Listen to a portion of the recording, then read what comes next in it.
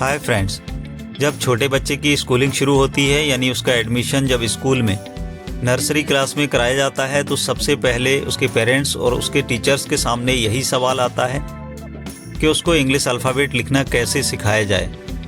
अगर कुछ चीज़ों का ख़ास ध्यान रखा जाए और पहले से ही बच्चे को उन चीज़ों के लिए प्रिपेयर किया जाए तो बच्चा आसानी से इंग्लिश अल्फ़ाबेट लिखना सीख सकता है।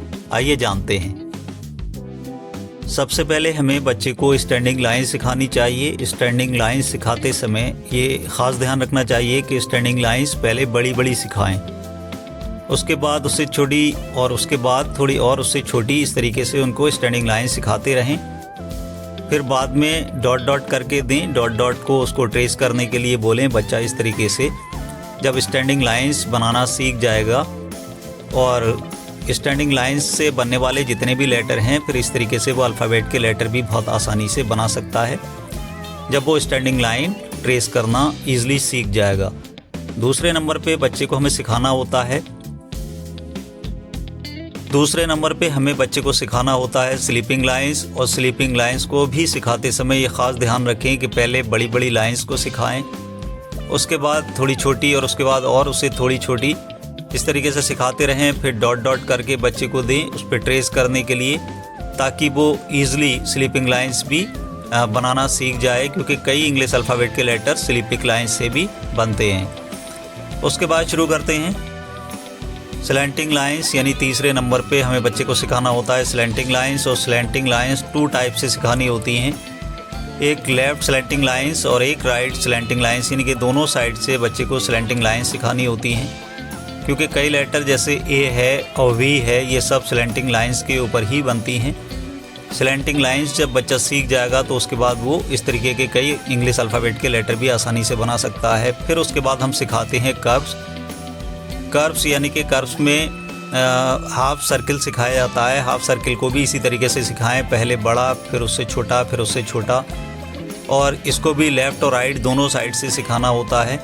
और फिर डॉट डॉट करके दें ताकि बच्चा इस पर ट्रेस करके आसानी से सीख पाए। नेक्स्ट नंबर पे हम उसको सिखाते हैं सर्किल, और पहले सर्किल को भी इस तरीके से ट्रेस करने के लिए दें, क्योंकि बच्चा कर्व सीख चुका होता है और कर्व्स दोनों साइड से सीखने के बाद वो सर्किल आसानी से ट्रेस कर सकता है, बना सकता है। फिर डॉट डॉट करके भी उसको इसी तरीके से सर्किल सिखाना चाहिए। फिर लास्ट स्टेप होता है शेप्स, यानी कि शेप्स बच्चे को सिखानी होती हैं। और शेप्स में बच्चा already sleeping lines, standing lines सीख चुका होता है। जैसे स्क्वायर है तो स्क्वायर में वो स्लीपिंग लाइंस भी सीख चुका है और स्टैंडिंग लाइंस भी, इन दोनों को मिला के वो आसानी से स्क्वायर को बना लेगा। इसी तरीके से रेक्टेंगल को भी बनाएगा, क्योंकि स्लीपिंग और स्टैंडिंग लाइंस का यूज़ करके इन दोनों को बनाना होता है। फिर उसके बाद ट्राइंगल सिखाएंगे। ट्राइंगल में भी वो स्लैंटिंग लाइन सीख चुका होता है, स्लीपिंग लाइंस भी सीख चुका होता है, और इन दोनों का यूज़ करके वो ट्राइंगल भी बनाना सीख जाएगा। फिर उसके बाद हम उसको सिखाते हैं स्टैंडिंग लाइंस, और स्टैंडिंग लाइंस के दोनों साइड से कर्व्स मिला के सिखाते हैं। सिलेंडर बन जाता है, यानी कि वो शेप्स भी सीख जाता है, क्योंकि ऑलरेडी वो sleeping line, standing line, curves और स्लैंटिंग लाइन सीख चुका होता है, तो शेप्स भी बहुत आसानी से सीख जाता है। उसके बाद हम नेक्स्ट स्टेप शुरू करते हैं ट्रेसिंग का, यानी कि लेटर A to Z। वो भी इस तरीके से ट्रेस करना सिखाते हैं कि पहले ए को काफ़ी बड़े बड़े आकार में बनाना सिखाते हैं, फिर उससे छोटे आकार में, फिर उससे छोटे आकार में। इसके बाद फिर डॉट डॉट करके देते हैं उसको ट्रेस करने के लिए, और फिर बच्चा आसानी से ट्रेसिंग करके A to Z सीख जाता है और पूरी अल्फ़ाबेट उसके लिए बहुत आसान हो जाती है सीखना। तो हमें फिर याद रखना है कि हमने क्या क्या सीखा है। सबसे पहले हमें बच्चे को स्टैंडिंग लाइन सिखानी होती हैं।